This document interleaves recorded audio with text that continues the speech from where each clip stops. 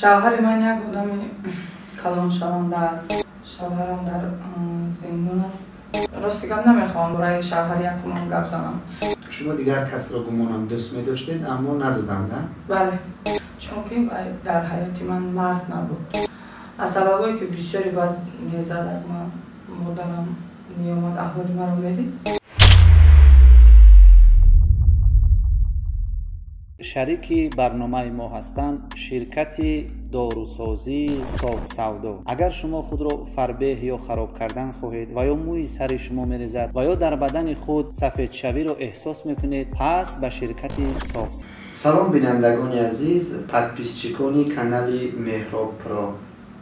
تقدیم شماست برنامه اسرار ستاره ها از کانال مهراب پرو و مهمان نوبتی برنامه ما هستند بانوی هنرمند جوان خوش صدا رفاعت جمشید. سلام علیکم. رفاعت بانو رو خوش آمدید میگوییم به برنامه و با درخواست زیاد مخلصان شما البته تصمیم گرفتیم که در برنامه اسرار ستاره ها شما رو دعوت کرده باشیم و یک صحبتی که از صحبت های قبلی ما کلا فرق کرده باشد.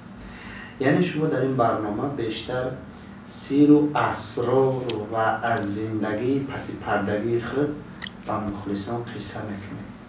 اگر آماده باشید با کشودن گره اسرار خود برنامه را شروع میکنیم و ما میخوایم که بیشتر با زندگی پس پردگی شما از زندگی شما به مخلصان معلومات داده باشیم. مخلصان شما فهمند دانند که رفاعت بانو چگونه روز و روزگار داشتند و امروز دارند. بیشتر مسئله های آیلوی رو میخواهند که فهمند که رفاعت بانو بار اول کی با خواستی که آیلدار شده بودند. اولا سلام خود را با کل مخلصان عزیزم میرسانم. خدا کند که همون وقت سربلند و خانه آباد باشم. بله. راستی گپ اولین شوهری که من با شوهر برآمدم این به خواست مادر کلانم بود. چه میگم؟ بیبیم بود. بیبیم بود. به خواست خودم نبود راستی گپ. یعنی انتخابی بیبی هست. بله. از کجا بودن شوهرشون؟ شوهر من از ناحیه فرخار. خود شما هم از ناحیه فرخار بوده؟ بله. کار میکردن یا دانشجو بودن؟ کدام سال بود؟ راستی گفت سالش به یادم نیست تو صنف 11 بودم. تمام نکرده بود مکتب رو هنوز؟ نه. مکتب میخوندید؟ بله. نه مکتب نمیخوندم. من صنف 11 بودم. برای چی مکتب نخوندید؟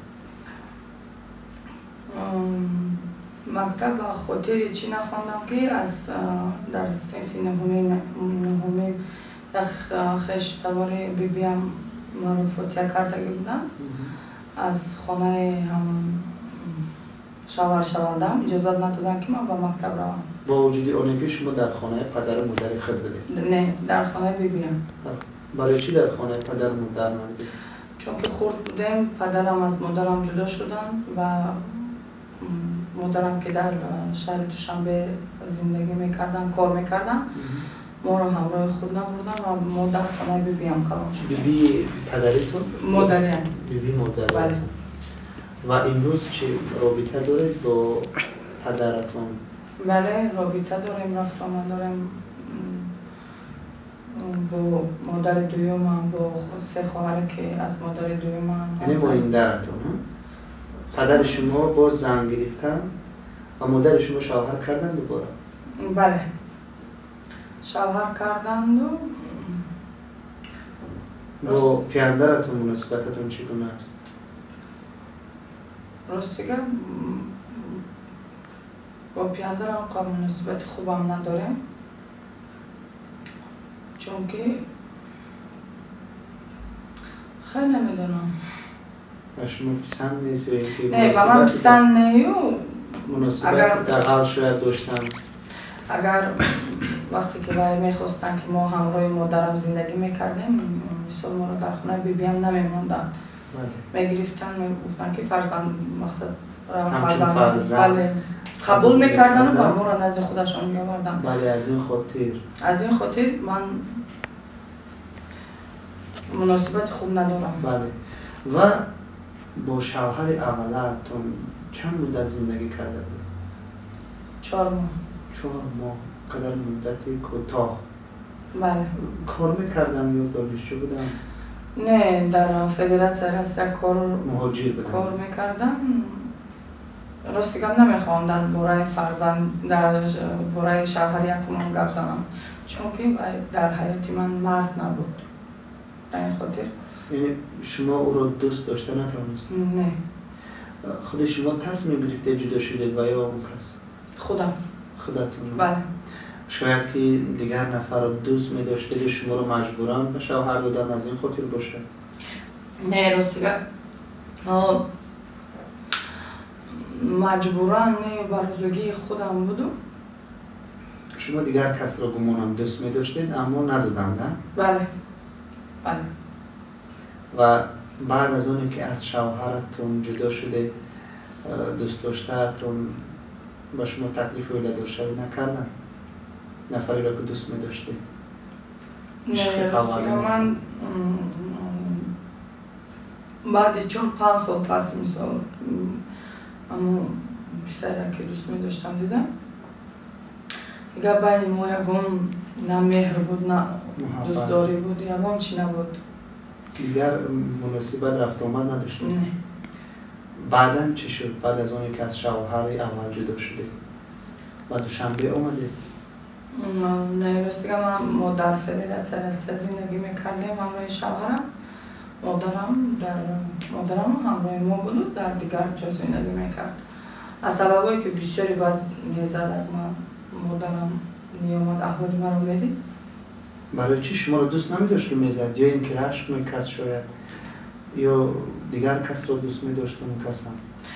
نمیدونم از سبب چی باشد، بسیار بد رشکم بود و بعدا از سببی که من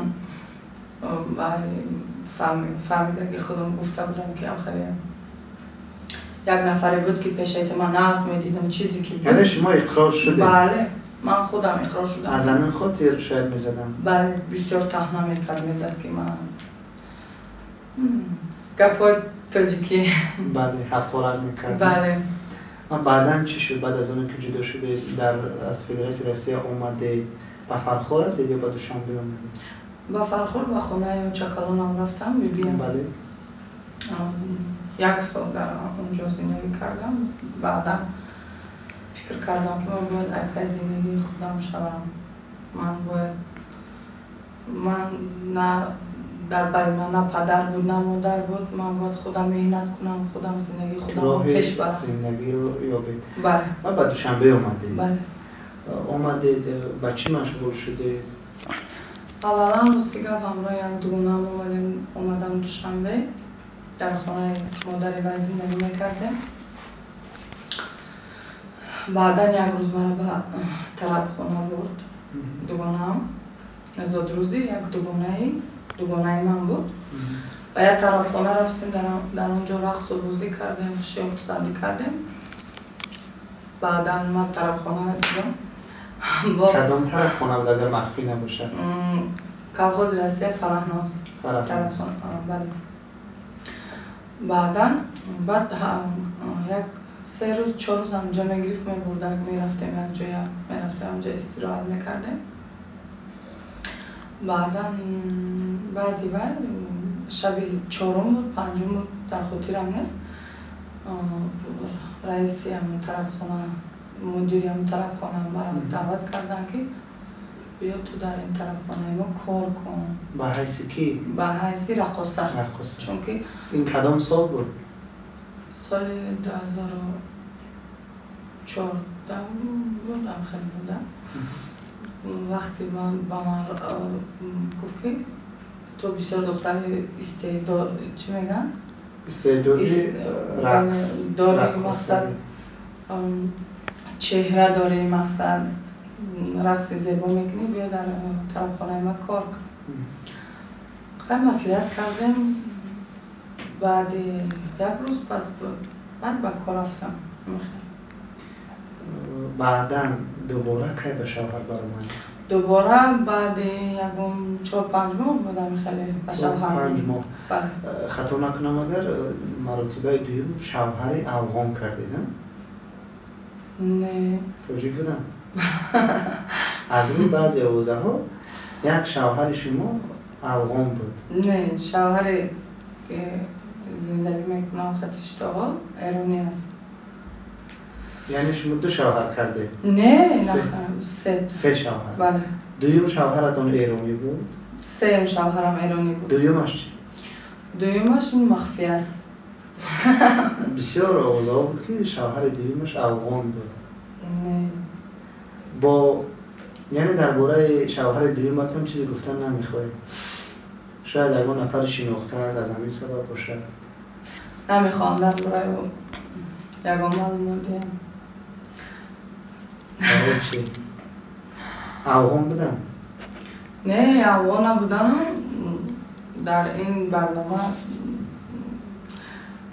نامی گرفتن ممکن است. این اسرار ستاره ها است. شما باید که این اسرار رو کشوید و مخلصان چندین شناسان شما گفته بودن که افعال یک شوهر افغان کرده بود.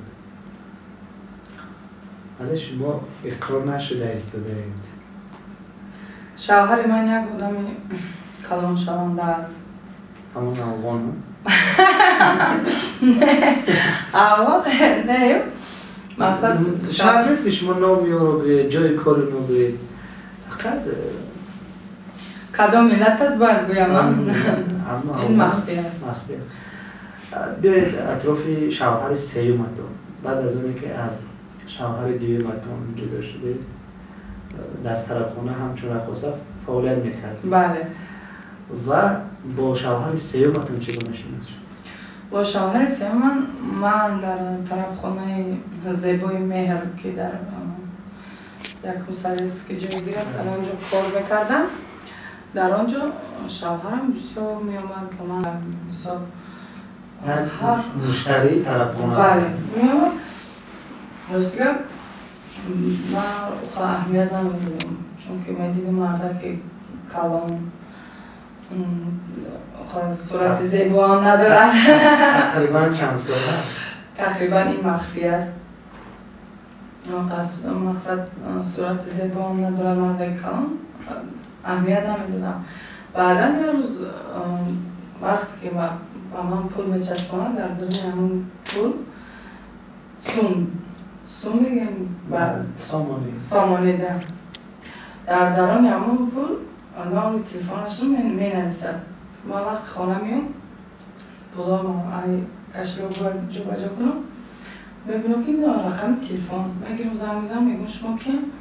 میگم که من خیلی آدم و میگم بله میگم بعدا زنگ میزنم میگم تلفن هم میکشم هم خیلی قریب یک هفته نام تلفنی مرا سفری میکنه در تلفنشو. بعد یک هفته پس زنگ میزنم خیلی یکم جواب بخوریم بشینیم بیکار نیستم کار دارم کم خیلی قریب یک 2 هفته هم یک 10 روز هم خیلی زنگ میزنم.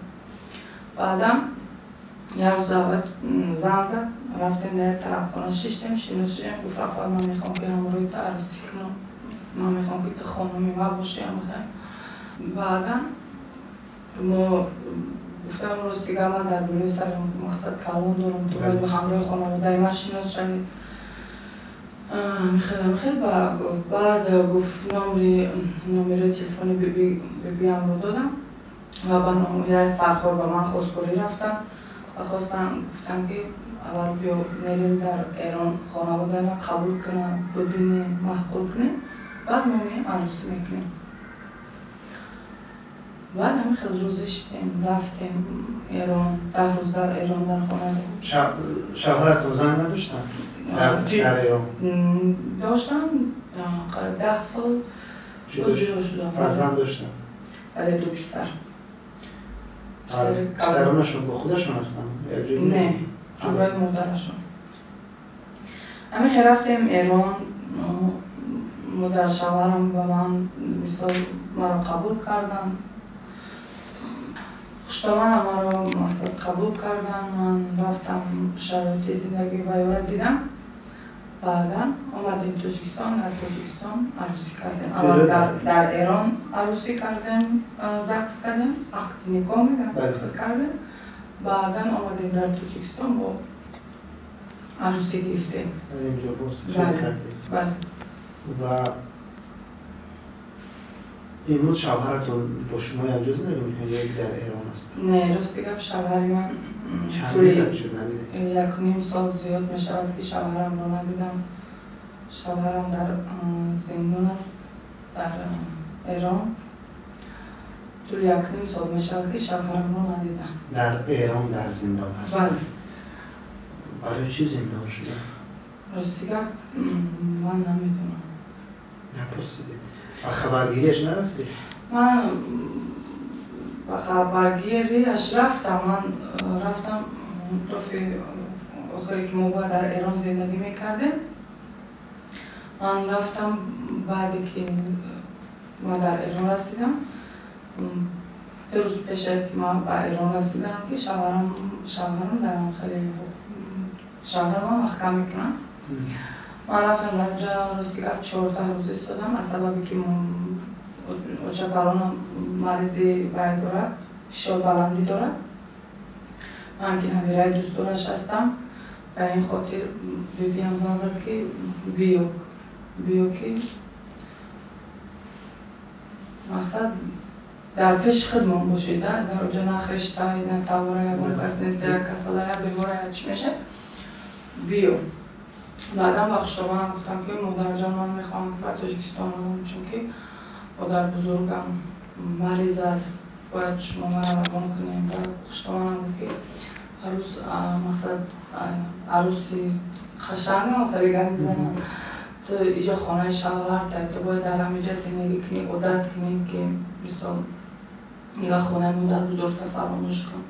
من گفتم که مثلا شوهر من در زندان من تو شوهر مقصد برای مادرم من میتونم که برم در خانه بچکالانم زندگی کنم. خیلی مثال چی میگن بر طرز گبزنی حضرت ابودا کردیم که نتونستیم مثلا شوهر ما ای زندان رها کنیم. برای همین من خواستم تاجیکستان آمدم. تا حال یک نیم سال بشد که شوهرم رو ندیدم. با تلفن هم صحبت نمیکنیم؟ با تلفن صحبت میکنیم. و همراه خوشتمانم قاسم گلام نمیشتم یعنی گم میزنم. شوهرم از زندان زن میزنم گم میزنیم. چند سال زندان شده؟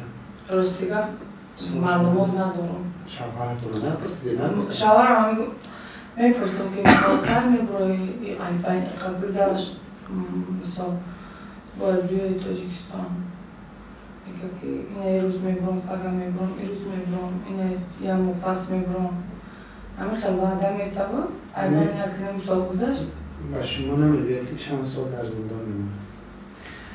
شاید که شما زیغ میشوید از اون، شاید مولتی زیاد است از همین خاطر باشه. به هر صورت رو فهمیدم روزی است. یعنی این زمان شما تنها نیستید.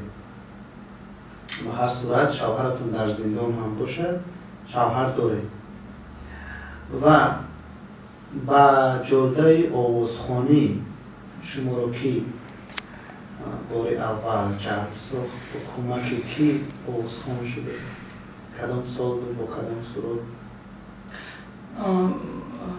اولین استادی من پدرم است. سال نمیدونم خدا دروغ نکنه سال 2010 بود. نمیدونم خیلی وقتی ما پدرم که در ناحیه شهر زندگی میکردن ما با خبرگیری یک دیگر میرفتیم. بله روز 9 سپتامبر روز استقلالیت بود که پدرم اولین مرتبه مرا روی صحنه برآوردم با سرود حافظت در خاطرم نیست. راستیگه با سرود میری تو زیستی نرفتنی نیست. همین سرود که اولین بار به صحنه برآمدم. و ولی چند سال همچون رقاصه فعالیت کرده و با دان ژوان چگونه شناسایی پیدا کرده؟ با دان ژوان در روز عروسی هم، در روز تویم که در روز عروسی هم عروسی با شوهر ایرانی؟ بله، روزبک فیضلی رو دعوت کرده بودیم. این دان ژوان برنده یا راوی روزبک فیضلی؟ بله، در همونجا شناس شدیم. همون روزبک. کدام سال بود؟ سال 2019 5 ینور. 2019. تکلیف دویت خونی همون سرود زن نمیگیرم ها؟ زنگیر نبودم، زن نمیگیرم. از جمله کی بود؟ خودی دوست مراد شریف رو باشم پیشنهاد کردن یا یکی خودی شما؟ دوست مراد شریف پیشنهاد کردن. چند قسمت برآمد سرود شما گمان نکنم دو قسمتش رو با دان ژوان سرایی دیدم و قسمت‌های بعدی رو 3 و 4 با دیگر هنرمندان سراییدم. نه، یا در قسمت یکم، دوم، سوم، چهارم و ششم من بودم. بله. از 6 قسمت عبارت است سرود. بله. برای چی در همش بازی نکردید؟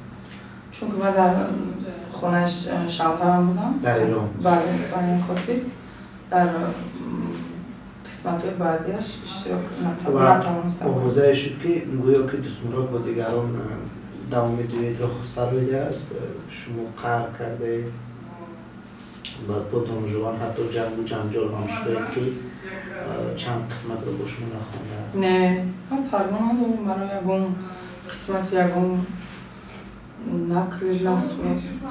و اکثر وقتها شما رو با اکمل جمعیف میبینید و کلیپ های شما رو اکمل جمعیف آماده میکنند. با اکمل جمعیف چگونه شناخته شده؟ با اکمل جمعیف سال 2014 یا 15 بود، در خاطرم نیست. من در یک کینو دعوت کردم.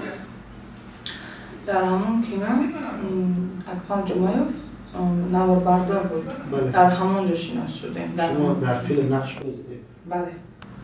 کدام فیلم؟ راستیگر نام فیلم رو نمیدونم، چند سال پیش بود. فیلم اکمل جمعیف بوده؟ با فکرم ها.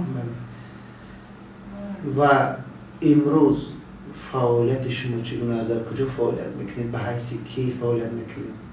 همچون سراینده یا همچون رقاصه هم؟ من در راستیگر چقدر گویم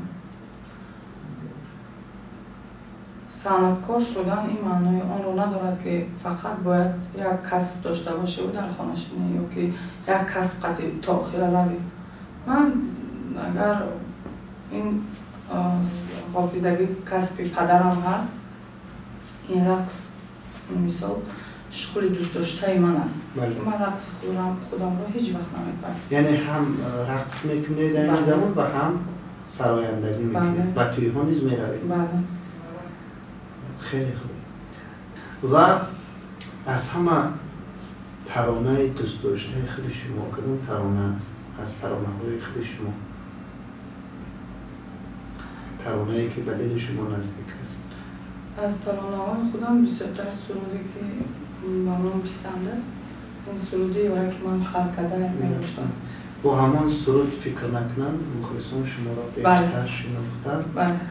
کلیپ آن را خطا نکنم به آن سفر بله. بنابرای بیتن و هر کلیپی را یا هنرمندی را که به آن سفر کلیپ را بنوار بیرد من فکر میکنم که مخلصان زیاد پیدا میکنم، چون که در سطح کسبی آماده میکنم کلیپ ها و آهنگ ها رو بیشتر از کی میگیریم؟